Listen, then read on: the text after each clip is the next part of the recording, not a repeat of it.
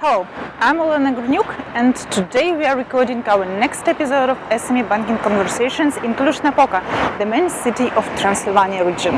Romania is becoming one of the leaders in digital transformation here in the CE region, and we see more and more innovations in SME banking.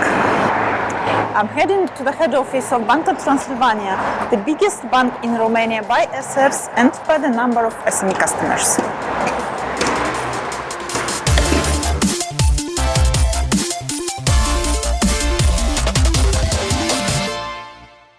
I'm talking today with Daniel Szekely, head of SME Banking at Banca Transilvania. Hello, Daniel. Hello, Olena. Nice to have you here. I'm very glad that we are recording this conversation here in your headquarters in Cluj-Napoca. Thank you for having me.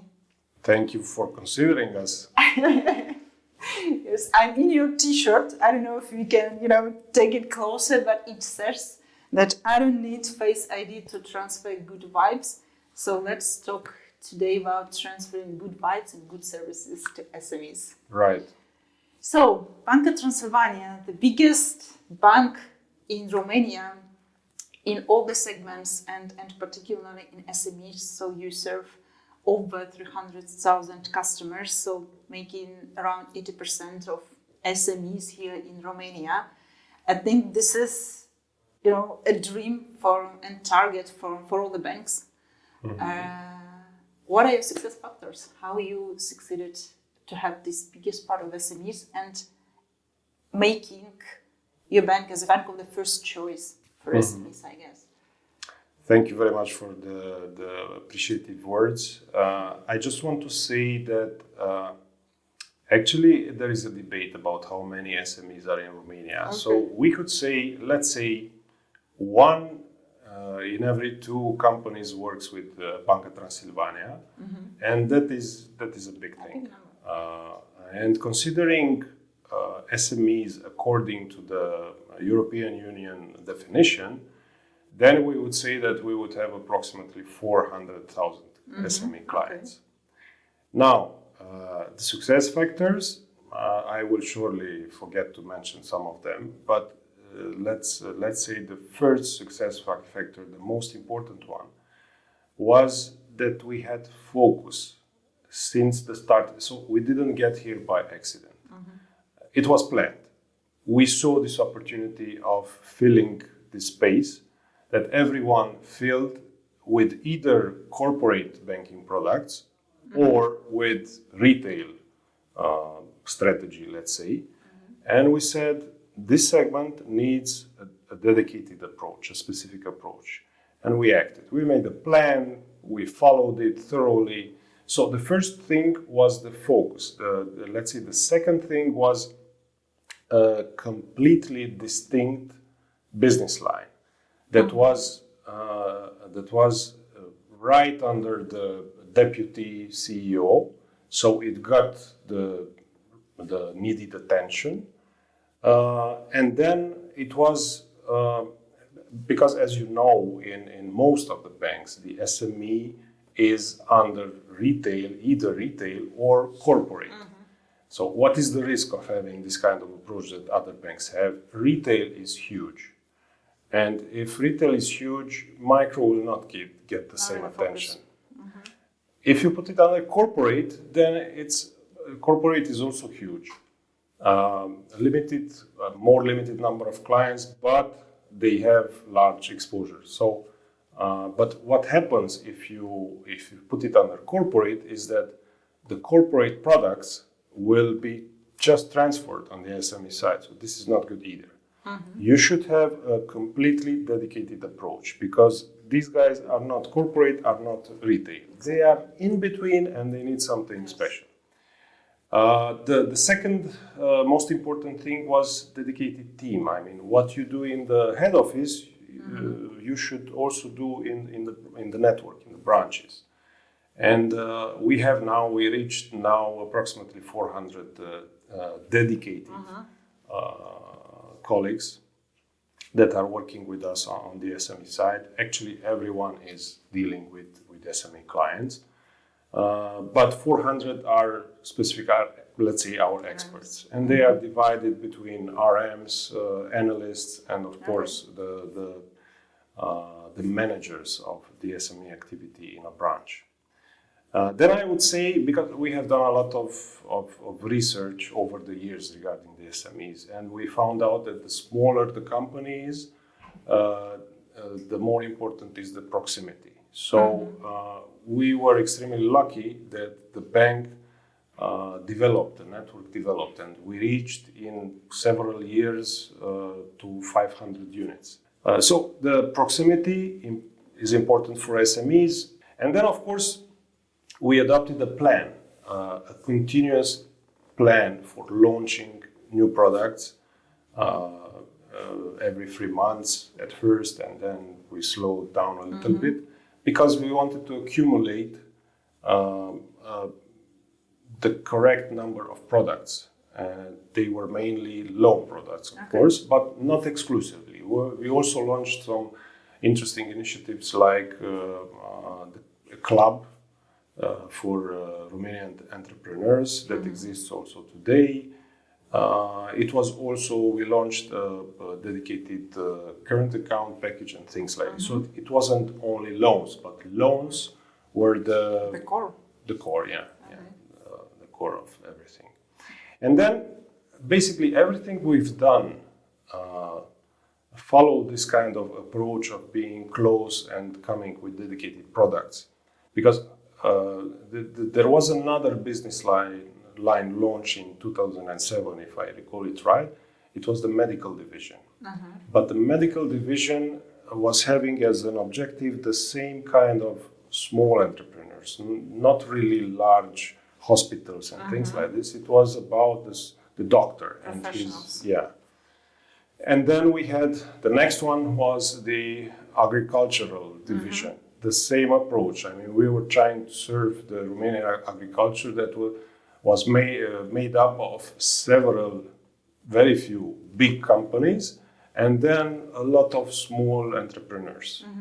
This is the specific in Romania. So what we've done with this business line is that we created dedicated products for the small entrepreneurs in the agriculture field. And there were, of course, other initiatives that kind of helped us reach this stage. But maybe we'll have the opportunity to talk. How big team is engaged here in the head office in the SME banking? That is a very good question. You probably would expect us to be, I don't know, close to 100 or something like this. We are not, by far. I mean, but there is a team that directly deals with SMEs, and that team, let's say, it's about 20 people. And there is also a larger team of companies, let's say, that is also very focused on this SME side. So I would say that whenever we are talking about companies, we are always considering SMEs. But in the network, as I told you, we have a large number. It exceeds 400 people, and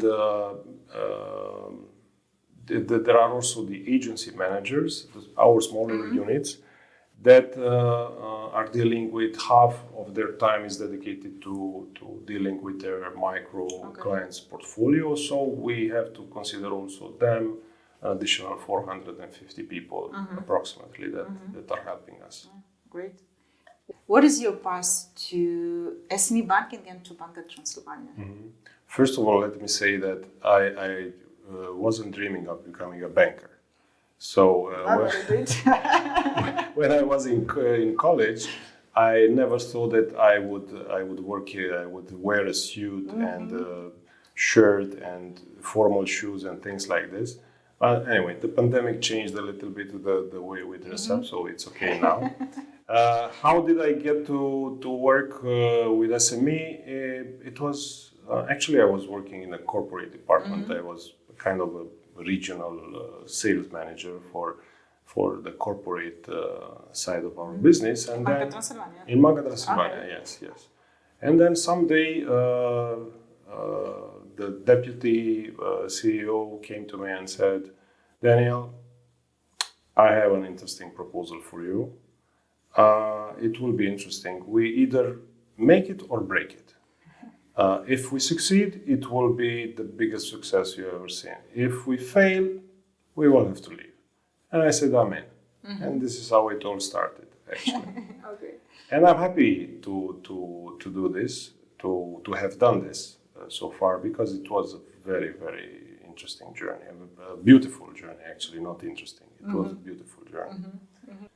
A lot of things changed on the way, and we had to, first we launched products, then we had to adjust people, responsibilities. It was continuously changing, and now, several years now, the biggest concern is about going digital, about rethinking the channels, about, you know. It's never boring.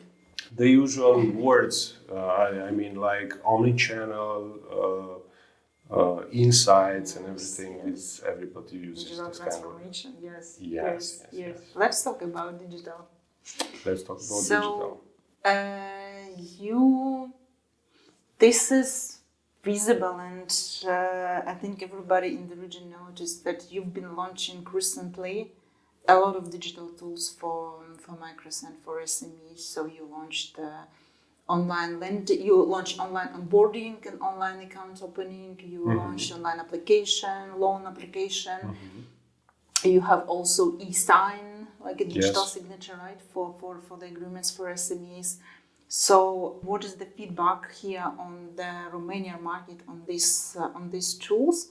Do you consider this is a successful turn to service and meet expectations of Romanian entrepreneurs, and do they expect the digital tools from the banks?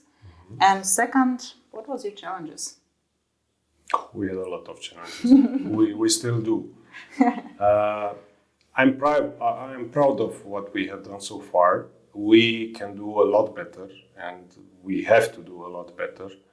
We covered only some basic products, but we are in the course of developing and having the whole base of, let's say, the basic services covered with this digital way of doing things. I don't know which was the first. I think it was the chatbot. It was the first initiative. I actually am the fan of your chatbot, Raul. This was the first. It was like 2-3 years ago you launched it. Yeah, more than 3 years ago actually. But it started off a little bit slow, but we have some ideas to make it a lot better than it is right now. We are somehow in a discussion with our colleagues from GDPR, trying to meet all regulations and everything. But the chatbot was our first initiative. It started off from Raul, the head of companies, digital in the companies, and we went to show in Amsterdam. A meeting, I don't know. It was about digital products, about how you make the digital products, and we met there. The company, I won't say its name because I don't want to advertise it, but we established contact with a company that was doing this kind of chatbot, and it was interesting. And we set it up in approximately 6-9 months. We set it up. We started up slowly. But now our biggest challenge is to make it active.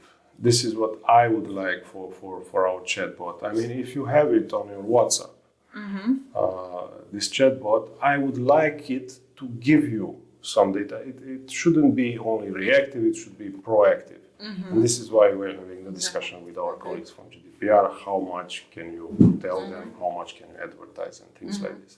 We don't want to use it actually for advertising, because of course, everybody wants to sell more, but it's about giving valuable information to our clients, and it's about giving it at the right time, not when fast. It's not relevant. Yes.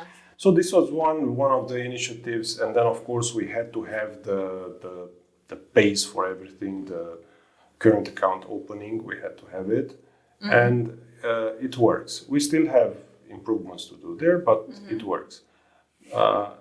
When we are talking about clients, about what they are expecting, of course that a lot of them say, yes, do this, we will use it. It's not quite like that. I mean, it takes time for people to adopt another journey, let's say, because they are used to going into the branch.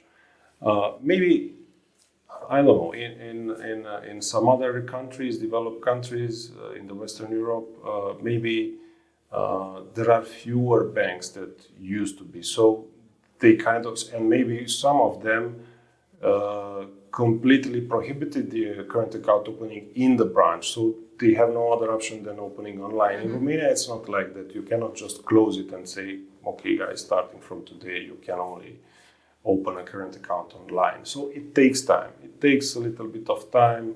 It's about changing the behavior of people. And it's about, from year to year, we have more and more people, younger people that come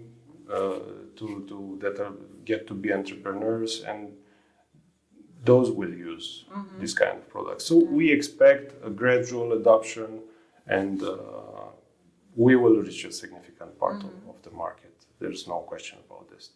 Which percentage of your customers comes from the digital channels and from the branches right now? I would say we're closing in on 1 of every 4 clients is coming in online. Okay. But this is also due to some limitations that we have, considering the KYC rules and everything. But we will make it possible for a larger part to access this current account opening online. And do you have some targets for the nearest years in that? Yeah. You do, probably. Of course we have. Everybody would like to. I mean, for SMEs, basically all SMEs that have, let's say, 1 shareholder, the target is almost 100%. I mean, we should do it exclusively online. But for other types of companies, the more complicated ones, when we are in a company together and I don't know, you want to have some kind of rights and I want to have another type of rights, then you should come to the bank and decide on the spot what is possible and what's not. So there will be cases in which we will have to open traditionally in the bank the account. But I don't know, it's not more than, let's say, 5% of the cases. Okay. Do you consider Romania a country with an entrepreneurial spirit? Do young people here want to found a startup or to become an entrepreneur? Do you feel that how many new maybe entrepreneurs are opening every month or every year? Every year, let's say as an average, because there were years with less or more than, let's say, 70,000 new companies. But besides companies, there are those sole proprietor, small initiatives that are not in this 70,000. We don't really have the official figures for that. But anyway, 70,000, more or less. Okay. I would say yes. I would say that this is aspirational. I mean, people would like to establish their own business, to have an idea, to follow it, to do it. As number of SMEs per 1,000 inhabitants of Romania, I think we are not very good in Europe. Still, I read several years ago a study in which they pointed out that in Romania is more collaborative than other countries. I mean, in Romania, there is a much higher percentage of people that do a business together. So usually we have 2-3 people doing one business. Yeah. And this is why as SME number, we are not so good, but considering the entrepreneurs behind them, we we are quite all right, even at EU level. So I would say yes. You opened in July, I guess, kind of a month ago, a new space for entrepreneurs in Bucharest, right, called Hive. Yes. And now you published first results with new customers acquired, new accounts opened. So it looks like a very successful project. Yeah, it's the latest initiative, the biggest one in several years. We made a big bet on this, and we will somehow win it because we are prepared to pivot to experiment with new things. The basic idea is that we wanted a space dedicated to someone that wants to establish his own business. We wanted a space in which he would not only get banking services, but also other services needed for his business. So in this Hive, we thought of having services for startups, for scale-up companies, for everyone interested in growing their business. And this is why it's something new. It's 2,500 square meters of space.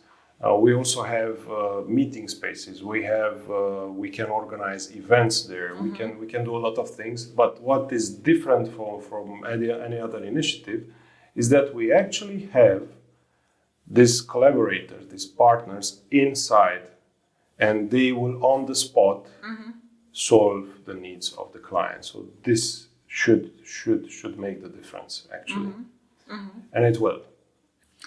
What SMEs should expect next from you? Which solutions and initiatives? So, what are you doing or preparing for them right now, and what are plans for the nearest future? We have quite a large portfolio of products. What we are focusing now is on making them accessible. And making it accessible means not only price-wise, but it means that I should do it easily. I shouldn't go to the bank physically to solve an issue. I should, I don't know, just do it on my mobile phone, solve everything. So this is the number one thing that we want to do. We want to get that level to help entrepreneurs in their daily lives with small things, bigger things, but they should be able to solve them there. And in this respect, yes, we are working even on an application that we say is beyond banking, because we actually want to cover the basic needs of the entrepreneur. So to make a comparison, what I've told you about Hive, about the Hive, that we want there to solve their problems. Let's say we would like to do this online. We would like to do this in an app, on a web page, on a portal. Yeah. Okay. And we will start with something. Actually, the MVP is supposed to happen this fall. Okay. We will start. I cannot tell you now exactly with what we'll be starting with, but it will be a premiere on the Romanian market. This is great, Daniel. I'm personally looking forward to it very much. So good luck with it, and thank you for this conversation. Thank you. Thank you for visiting us. Thank you.